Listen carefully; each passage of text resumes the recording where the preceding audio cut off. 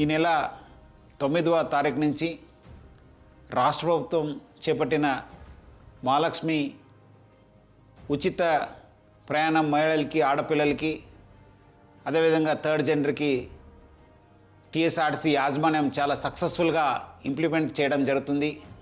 చాలా చోట్ల అనూహ్య స్పందన వచ్చింది. రికార్డ్ స్థాయిలో ప్రయాణికులు మా బస్సులో ప్రయాణం చేయడం జరుగుతుంది.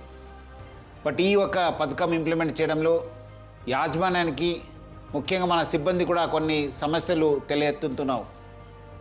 ముఖ్యంగా చాలామంది మహిళలు తక్కువ దూరంకి వెళ్ళే వాళ్ళు కూడా మన ఎక్స్ప్రెస్ బస్సులో ఎక్కి దూర ప్రాంతం వెళ్ళే ప్రయాణికులకి ఇబ్బంది కలిగించే విధంగా ప్రయాణం చేస్తున్నారు.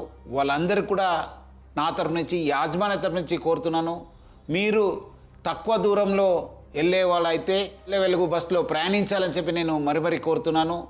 అదేవిధంగా కొంతమంది మహిళలు స్టేజ్ కాకుండా మధ్యలో, రోడ్ మధ్యలో ఆపడము, లేదంటే ఎక్కడ కావాలో అక్కడ ఆపండి అని చెప్పి అడుగుతున్నారు. దీనివల్ల కూడా చాలా దూర ప్రాంతంలో వెళ్ళే వాళ్ళు కూడా చాలా ఇబ్బంది కలుగుతుంది.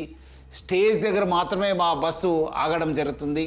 సో ముఖ్యంగా దీనివల్ల కూడా దూర ప్రాంతంలో వెళ్ళే వాళ్ళు, వేరే ప్రయాణికులు కూడా మేలు జరుగుతుంది. మన కండక్టర్స్కి, డ్రైవర్స్ కూడా బాగా జరుగుతుంది. లేదంటే కొన్ని చోట్ల మనకు చాలా ఇబ్బంది కలుగుతుంది. మన కండక్టర్స్ కూడా చాలా ఇబ్బంది పడుతున్నారు. ప్రజలు బాగా సహకరించారు. వాళ్ళందరూ కూడా నా తరపు నుంచి, యాజమాన్య తరపు కూడా ధన్యవాదాలు తెలుపుతున్నాను. వచ్చే రోజు కూడా ఈ ఒక స్కీమ్ని ఇంప్లిమెంట్ చేయడానికి మహిళలు, ఆడపిల్లలు, థర్డ్ జెండర్ వాళ్ళందరూ కూడా సహకరించాలని చెప్పి నేను మరి యాజమాన్య తరపు నుంచి అందరు కోరుతూ, మహిళా లోకానికి, ఆడపిల్లలకి, థర్డ్ జెండర్ అందరూ కూడా నేను యాజమాన్య తరపు నుంచి కూడా సహకరించేందుకు పేరుగా ధన్యవాదాలు తెలుపుతున్నాను.